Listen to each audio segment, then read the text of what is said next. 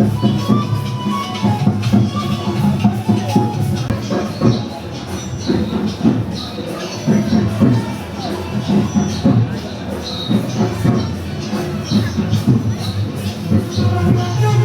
নববর্ষ। শুভ নববর্ষ। কেমন উপভোগ করছেন? দারুণ লাগছে আমাদের সবার। প্রস্তুতি কেমন ছিল? বেশ ভালো, সবাই সারা রাত অনেক কষ্ট করে আয়োজন করেছে, বেশ ভালো প্রস্তুতি। কোনো অসুবিধা ছিল কিনা?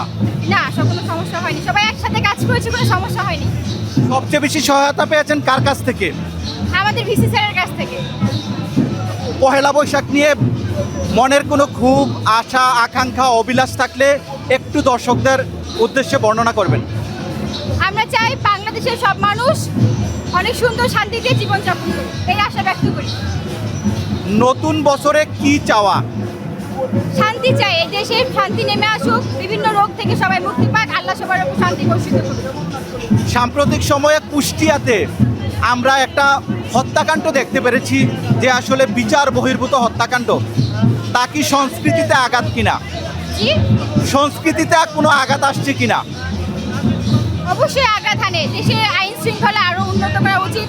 প্রধানমন্ত্রীর উচিত আরো আইন শৃঙ্খলাকে আরো জোরদার করা, যাতে সন্ত্রাস দমন করা খুব সহজে সম্ভব হয়, যা আমাদের সংস্কৃতির উপর কোনো প্রভাব ফেলতে না পারে। অনুভূতি কেমন? দারুণ লাগছে। এই দিনটাতে আমরা জাতি ধর্ম বর্ণ নির্বিশেষে সবাই একত্রিত হয়ে এই দিনটা উদযাপন করি। এই দিনটা আমাদের জন্য খুব স্পেশাল একটা দিন।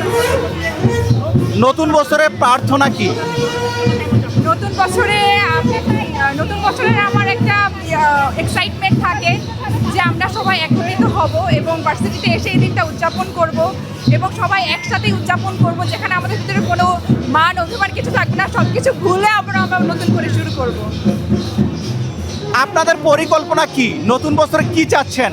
নতুন বছরে কি চাচ্ছেন? সব কিছু ভালো হোক, সুন্দর হোক, আমাদের বাংলাদেশের মানুষের জন্য সমৃদ্ধি নিয়ে আসুক এবং যত অরাজনৈতিক কালচার আছে, দুর্নীতি যা আছে, সব কিছু মুছে যাক এবং নতুন করে শান্তি নিয়ে আসুক।